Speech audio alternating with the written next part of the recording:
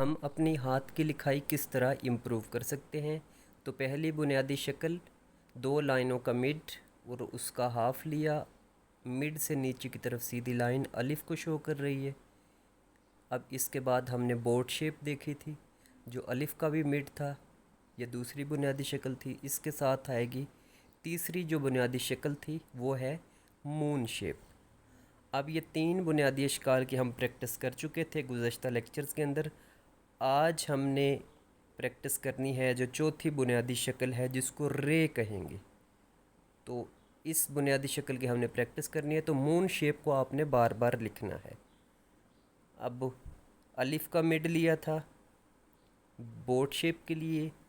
अब अलिफ के मिड से ही बोट शेप जहाँ से हमने शुरू की थी, वहीं से ही हमने आगे रे की बनावट करनी है, चौथी बुनियादी शक्ल। इस तरह से ये देखिए, बिल्कुल मार्कर को स्मूथ लेते हैं और छोड़ दें। स्लिपरी अपीयरेंस, जिस तरह बिल्कुल स्लिप कर देते हैं शुरू से लेकर फिर एंड तक, जब इस इख्तिताम करेंगे इसका रे का, तो हम छोड़ देंगे बिल्कुल। स्लिपरी अपीयरेंस यहाँ पर बनेगी इसकी।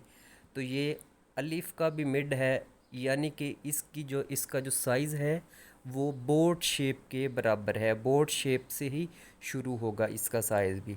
इसी तरह ये देखिए रे, स्लिपरी अपीयरेंस, बार बार इसकी आपने 2 से 3 पेजेस आपने इसी रे के लिखने हैं। हमारी 4 बुनियादी अशकाल कंप्लीट हो चुकी हैं।